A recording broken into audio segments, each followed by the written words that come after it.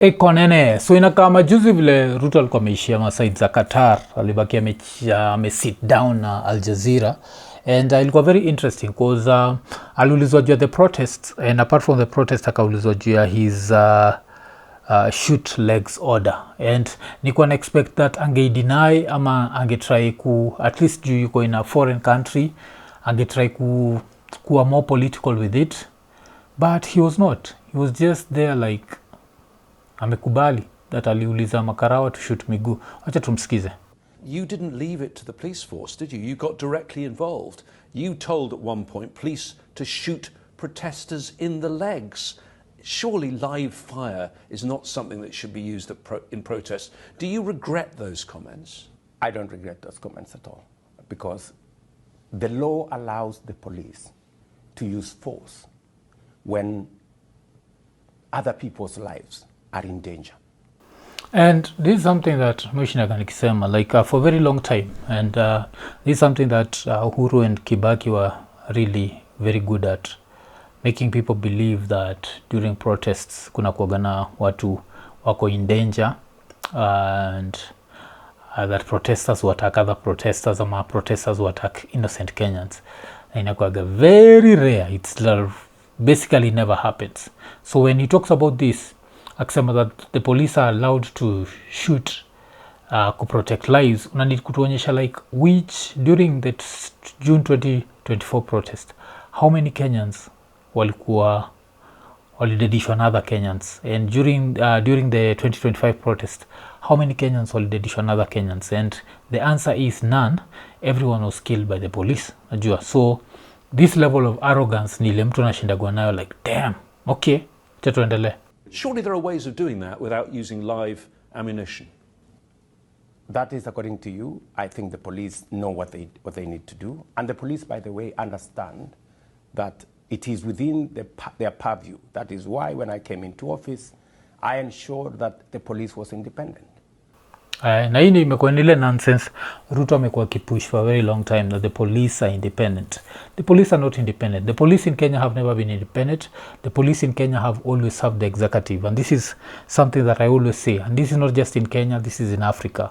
What stands between Africa and that next level is independent police forces, but we'll never get that. So the fact that we'll never get that, I don't see us tukienda place yote, because police all over Africa wanasavigi the executive. They do only the thing that the executive wants them to do. The police carried out their responsibilities independently. Well, you say independent. You're telling the police to shoot protesters in the legs. That sounds like you're ordering the police. No, there is nowhere in the law that allows me to order the police. The oldest newspaper in Kenya, The Standard, had on its front page Rogue Ruto.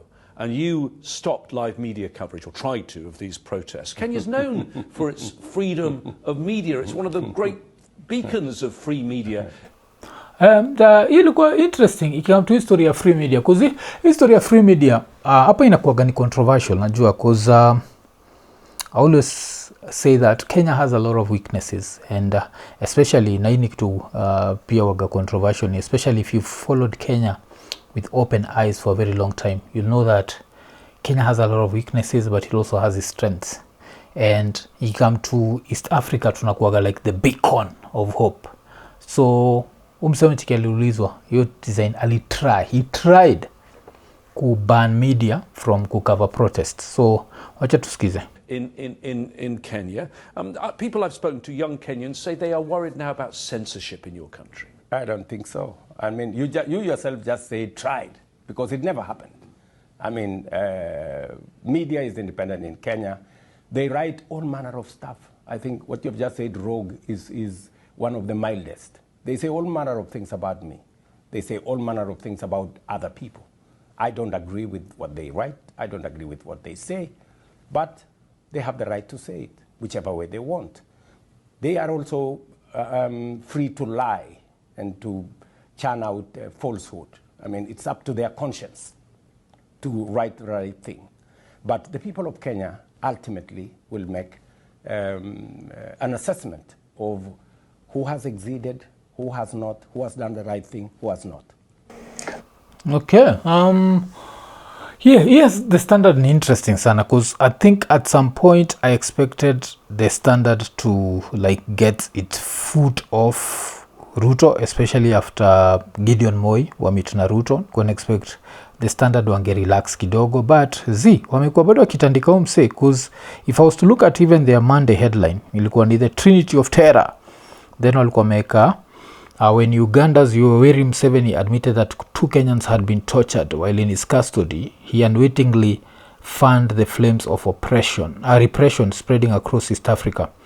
Once seen as the region's elder statesman, Museveni now speaks as the world still reels from the bloodshed that accompanied Tanzania's October 29th elections that handed President Suluhu total victory and a new reputation for strong arm rule. In Kenya, the soil has barely settled over the graves of slain youths, while others remain missing. East Africa is fast beginning to resemble the 1930s Europe of Adolf Hitler, Benito Mussolini, and Ion Antonescu. Okay, hapo naweza sema there's a certain level of exaggeration, especially when it comes to Kenya, and hatuko kwa nini ya Hitler. I always say, let's also be factual. Can we say that about Tanzania? Yes. Can we say that maybe about Uganda? Yes. Kenya, we've not reached there. Why? Because at least even with the bullshit that happens, we still have a certain level of democracy going on upper Kenya. Let's look at some of the grievances of the protesters. This latest protest followed the death of a blogger who was a teacher who died in police custody. Initially the police said he'd hit his head on a cell wall. It was unacceptable for someone to die in police custody. It was unacceptable to have a cover-up, was it not? That's correct. And that is why the police who are involved in that particular incident today are behind bars. But is there a wider issue of police brutality in Kenya? There is, we have a police force of 110,000. You will not miss elements within the police who are rogue. Damn, kuna 110,000 police officers. Okay, that's very interesting. So that means that we have like 1 cop for every 500 Kenyans. And it's interesting because the way they brutalize us, you'd think that the number is higher. And when he talks about there are few rogue elements, no, there are not a few rogue elements. Every time we go to the streets, we see that there are more rogue elements than... Are there characters like Akina Klinzi Baraza who end up doing the mistake of being captured live on camera and they go down? Yes. Are there characters like Akina Talam who think they're doing the job for Mkubwa, and then Mkubwa na waruka, alafu they end up najua Mkubwa amewaruka, so they have to pay for it, and the Mkubwa is like you go free. Yes, that happens. But to say there are few rogue elements, I feel like the whole police force is rogue. Inakuwaga the other way around. There are few good people for the police, but most of them are just rogue. And as and when we identify the rogue ones, we deal with them. Like in this particular case, when it was discovered that what they told the country was not right, the correct investigations were done, and those who are involved have been brought to book. So we will continue to make sure that the police, of course, majority of the police, know what they are doing.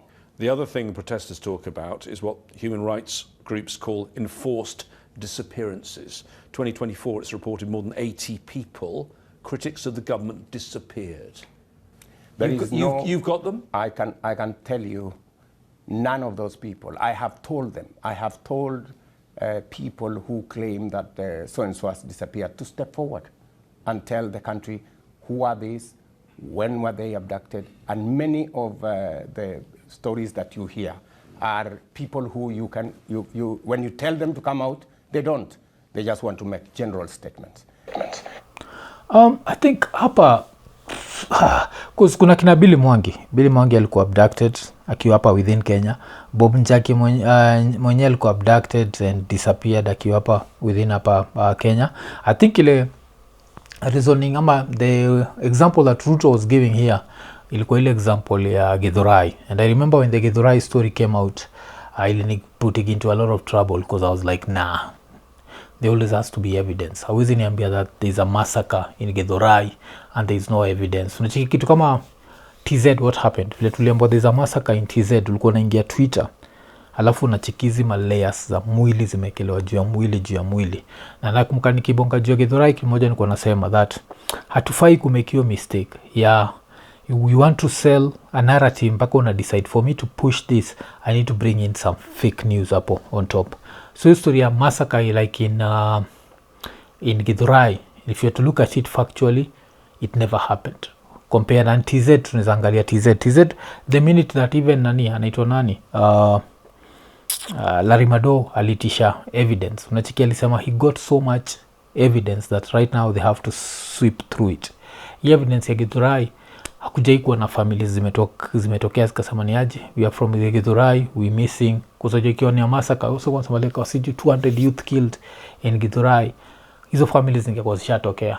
Nacheki in TZ it was so bad that they decided that they are going to wanaenda yani kuhepata na mwili zenye ndio mwili zionekane. That's how bad the TZ situation was. So with that, ukisikia hii level of arrogance here, what hizo family zikuje, he's talking specifically about Githurai, and whoever started that rumor was not helpful. Najua let's just stick to the facts. The facts themselves were already horrific. Tukifikiria juu ya mimi nasema Bile Mwangi, tukifikiria juu ya Kibet Bull kuabductiwa, all these people, if you didn't make noise.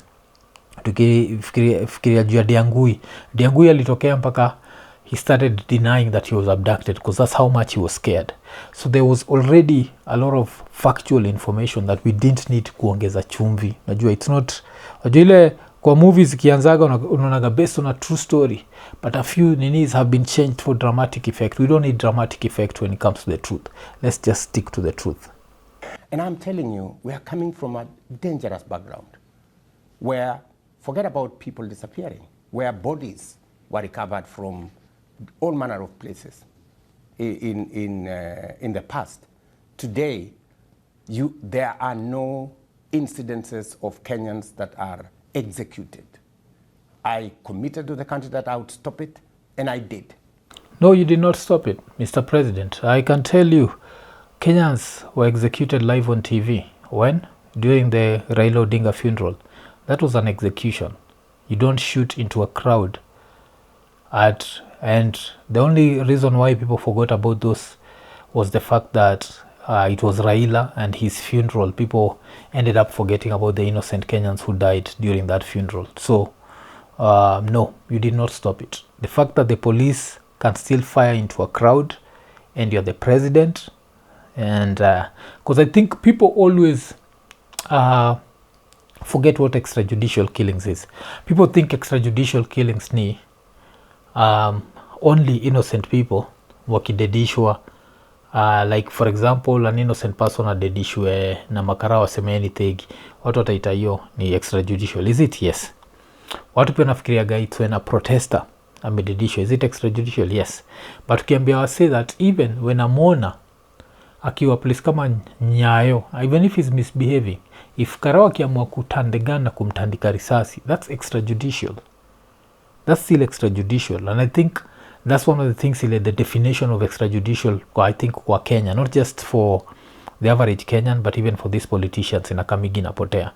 Yeah, niko surely scared that 2 people were killed at Nyayo. Jukarao wali open live fire on a crowd. That was extrajudicial. That happened when? Less than a month ago. Yes. The other thing they complain about, the protesters, is corruption. Okay. Corruption, of course, tutaambiwa 2 stories za blah blah blah. So hiyo part ya corruption nataka turuke. So part nataka tuende ni sasa part ya inaitwa nini?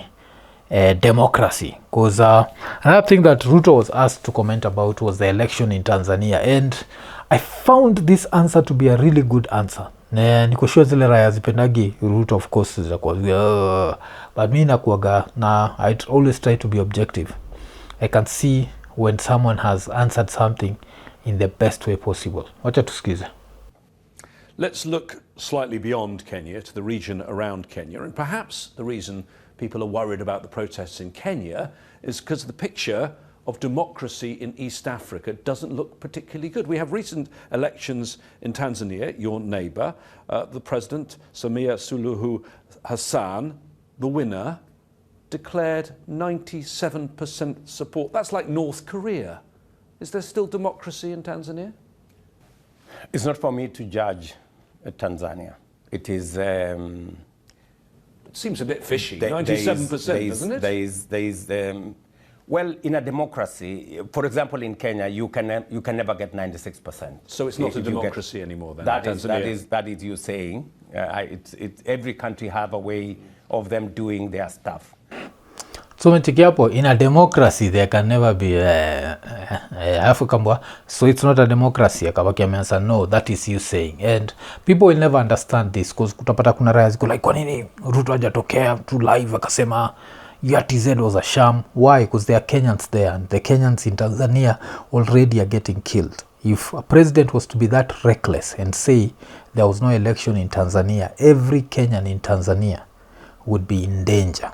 So there has to be that level of diplomacy. Konene, nimeinterrupt show kukuremind juu ya Lemfi. Kama uko US ama Canada na unataka kutuma do Kenya, register kwa Lemfi ukitumia promo code EKONENE. Hii itakuguarantee $20 cashback on your first $100 transaction. Alafu pia time una register, make sure umetick the 2 checkboxes za notifications ndio ukireceive info about amazing offers through newsletters. Na pia usijali, Lemfi hawatumagi hizi letters za, yani unajua like messages za kipumbavu. Pia usisahau, every time una transact $50 and above una earn points. Na the more una transact, the more points you earn, and you can redeem them as cash ile time unatuma pesa. Alafu pia kitu nanibamba kabisa ni saizi ukitumia Lemfi mzabaki umelipa pay bills na till numbers directly. That means mzabaki handle bills za maparo wako ukiwa hizo maside za States ama maside za Canada. Alafu pia we mwenyewe as a Lemfi user baki umetafuta ile button imeandikwa get USD $20, ubaki umeinvite mabeste zako, na ukiinvite mabeste zako on the first $100 transaction unapata pesa ngapi? $20 cashback. So unangoja nini? Baki umechangamka, ingia Lemfi. Lemfi, international payments for everyone. EKONENE. Where, but you still drop enough clues for people to know what you actually think. So hiyo part ya the in Kenya kuwezi kuwa na 97%. Kenyan democracy. So kuna hivyo, alafu bado acha tuendelee bado. But I think the primary thing is democracy is the best governance system. It's not tidy always. It is not always easy, you know, because there are all manner of moving parts. But I think we must work together to ensure that we protect democracy. So hii part ya democracy is the best. Mu chekaga sana because I always get like that 1 or 2 people like, oh, democracy can never work. Oh, democracy doesn't work in Africa. So also dictatorship doesn't work. The last time I checked, Uganda is a dictatorship. No Kenyan would switch Kenya for Uganda. So what are you trying to tell me? Which other country? Tanzania right now imetuonyesha that democracy yake iko way behind of Kenya. Would you go and live in Tanzania? Nacheki. And ukiangalia wasiwa TZ wanaweza criticize even Ruto, wanaweza even joke about Ruto, and they can still come to Kenya. So I always find it to be very, najua inakuwaga ni ujinga fulani hapo. What has happened in Africa has never been 100% purely democratic. Even in Kenya, it's never been. So we can't say that democracy doesn't work while we've never actually tried democracy in its truest essence. Because democracy inakamigina a certain level of accountability that a dictatorship doesn't have. But wacha tuendelee. So look at one of your other neighbours, Uganda. So I think we should stick to democracy, and we must always give ourselves the opportunity to listen to the alternative view, to look at the alternative without injecting violence into the equation. So look at one of your other neighbours, yes.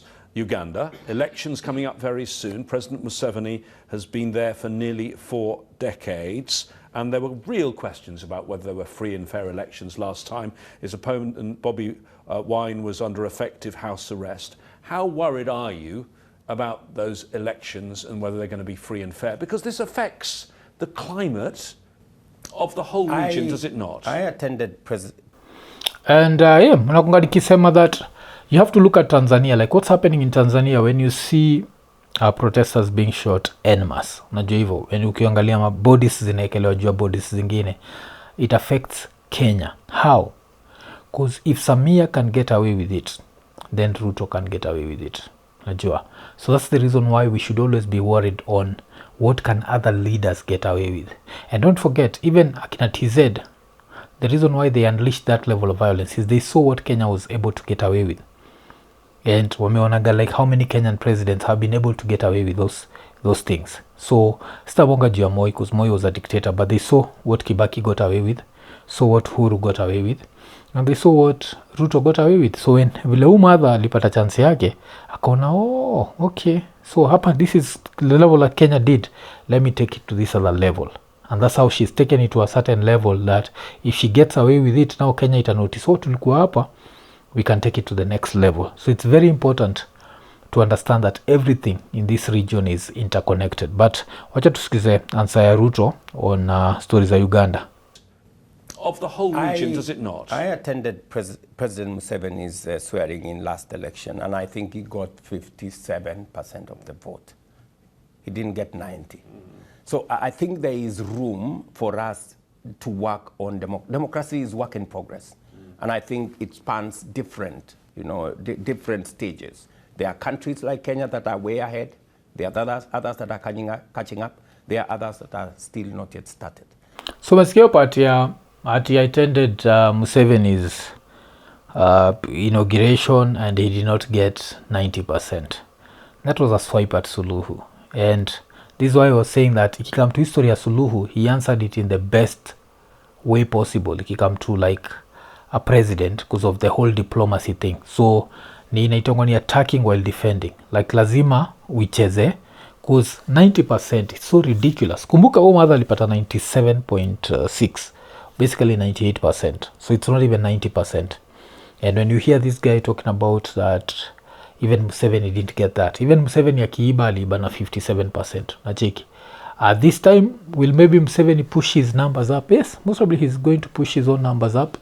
Museveni runs Tanzania, Uganda kama choo, so I won't be surprised. So yes, democracy in East Africa, man, it's considering sisi ndo tunakuwaga the beacon wa hope ya hii region, ni tricky sana. But apart from democracy, another thing that Ruto aliulizwa juu yake, of course, ni involvement yetu na Rwanda, not na Rwanda na Sudan.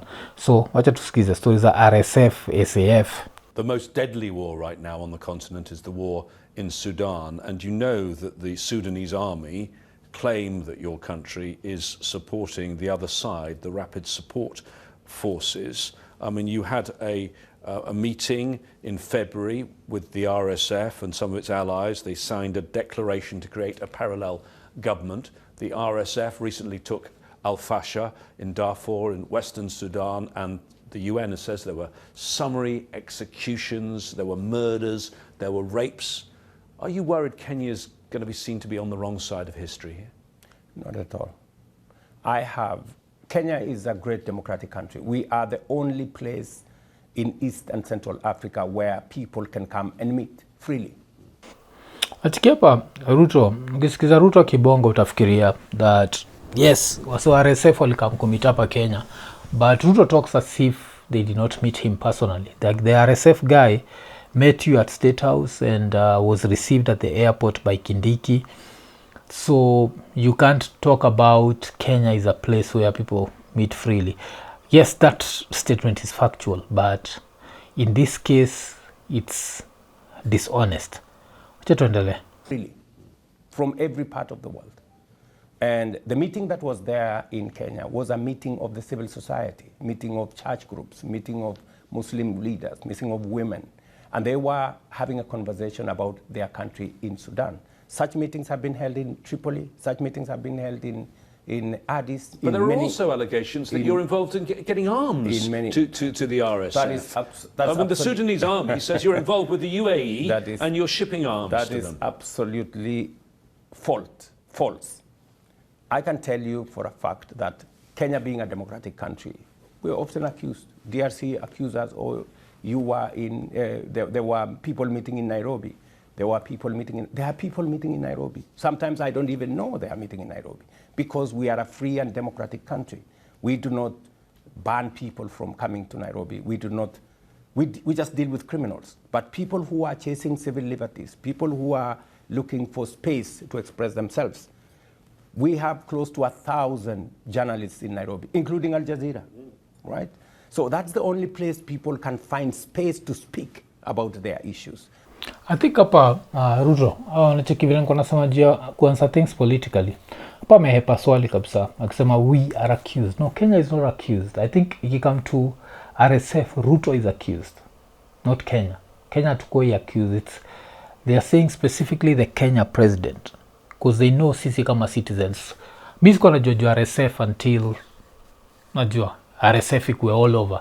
Now I know about RSF, but the president knew who RSF is. Even I think the first time that I saw some poster, the president went meet to RSF, sikuwa nafuatilia what was happening in Sudan. So I was like, okay, who the hell is that? And I just kept it moving. Eventually nikajua like, oh, this is a warlord, and this warlord is fighting with another warlord for the control of Sudan. So for the president to say that Kenya, because a lot of stuff will amesema hapo ni factual. Of course, Kenya is a democracy. Kenya is a place that people can show up in. That means that activists kutoka TZ, kutoka Maria Sarungi, karibu abductiwa hapa Kenya, tuka make enough noise, akakuwa safe. So Kenya iko na certain level of freedom that other countries don't have, and it means that PIA journalists hapa, tuko sure 2027 journalists hawatakuwa kicked out, and all that nonsense that happened in TZ won't happen here. So yes, kuna hizo vitu that are factual about Kenya, but when you're talking about RSF and the SAF, we are talking about the president and his interests, not Kenya as a country. And to Sudan, I hold the position that both RSF and SAF are cut from the same cloth. They are a product of an overthrow of a people's government. And therefore, you cannot say anything different between SAF and RSF. And by the way, my position is that these two generals have no solution for Sudan because both of them believe in solving a problem using military means, which is not a security problem. This is a governance problem. Yes, of course, Ruto is a civilian president, so he'll always root for civilian rule, because you don't want your seed, their military kubaki mefika hapa. So yeah, this was the Ruto interview, and I can say there are a few points that he answered like really well. So I can say your story ya Samia, he did it in his best way. Story ya shooting watu in the leg, that was very arrogant. You don't at least pretend, like sit down with your team and come up with a way to wiggle your way out of that and be like, no, I misunderstood. After that, I've got a new information. I know that a bullet for any region can end up to bleeding, and yeah, I apologize. I think I apologize to the people of Kenya. Nataka huko to apologize here. But it's pretend, but to stick to your guns and be there like, hey, people are looting properties, people are putting lives at risk, and I'll be like, that narrative doesn't work anymore. Najua, even the guy that you people used to push the narrative that he used to unleash people to loot and what, when he died, mguwapo mkisema the way he used to fight for democracy, he used to do what, because you know that at the end of the day, protesters are protesters. Most protest and hopefully they hope to go home, and the people who meet their demise are mostly at the hands of the police, and if it's not the hand of the police, inakuwaga the hands of goons sponsored by the government. Najua haikuagi like hivyo independent, ile may happen to hivyo bila the government being involved. So yes, that was Ruto's interview on Al Jazeera, and of course niko sure kuna wase wame disagree na mimi, so jump hapo kwa comments jo, niambie kama disagree na kwa nafikiria nimechotewa, cause Rayo ni bambaga sana, cause Rayo zikisemaga something that I find to be bullshit, I'll always dismiss it after mafumelipwa. Like another post that I saw that was a very bullshit post. Siko na plan comment about this right now, but wacha niandike. Yani wacha ni comment. Tulikuwa nimesajita the government critic Magwas 3 Magwas 3, yes, alikuwa ameandika East Africa is actually hosting the worst dictators in the world and no one is ready for this conversation. Then ikaekwa watu wanne, kuna Ruto, kuna Museveni, kuna Samia na kuna Kagame. And sorry to say, but out of all this, Ruto is not a dictator. Nah, he's not. Nah. Did he kill protesters? Yes. Did Uhuru kill protesters? Yes. Did Kibaki kill protesters? Yes. Did you call Kibaki a dictator? No. Did you call Uhuru a dictator? No. So Ruto is not a dictator. Is he ruling with the iron fist? Is he ruthless? Is he heartless? Yes, he's ruthless and he's heartless, but he's not a dictator. These other three motherfuckers, these are dictators, man. These countries you don't fuck with. Shaisikiaga nikisema kitambo kabisa, I'm not going to Rwanda. Kumbukeni nikiwaambia siendi Rwanda.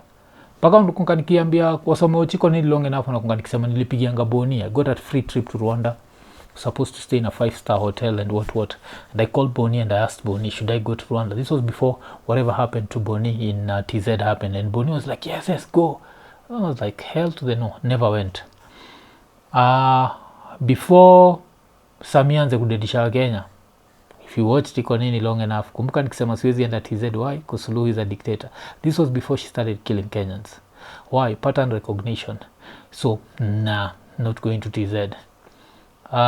Uganda, of course, Museveni, dictator, past, is it 37, 38 years. Why am I saying Ruto is not a dictator? It's because I can be able to do this show right now and criticize, talk all that shit, and still be able to work out. Dictatorships don't work that way. Let's not misuse the name dictatorship. Are we living in times where maybe some of these freedoms might be taken away? Yes. But let's not misuse the name dictatorship. Dictatorship is a whole different equation. And Watanzania wanajua. Kuna dema naitwa Nifa. Alitifanya challenge. Saizi iko charged for treason. Si tumeka hapa. Tumeita Ruto Gedhenji. Tumemita Kasongo. Tumemita nini. So, hii historia that we are supposed to accept bullshit just to be on the popular side. I'll never do it, man. I'll be like, yes, Ruto is full of shit, but he's not a dictator. And jiachilia kwa comments, sema vile nimelipwa, and damn jo na need kulipwa jo, acha nimekia appeal. Indai jo, kuna indai nilichekigi, niliwaambia jo vile ninataka Dubai, nilionanga jetwa. Futanione jetwa, nikakuja nikaisifu, nikamwambia tu jetwa. So jetwa T2 ilikuwa inalaunchiwa Kenya jo last week jo. Damn jo, sijai angalia ndai na nikaitaka hivyo jo. So maybe it's high time nafaa kulipwa jo. Bei ni jetwa. Si ndio? Eko nene.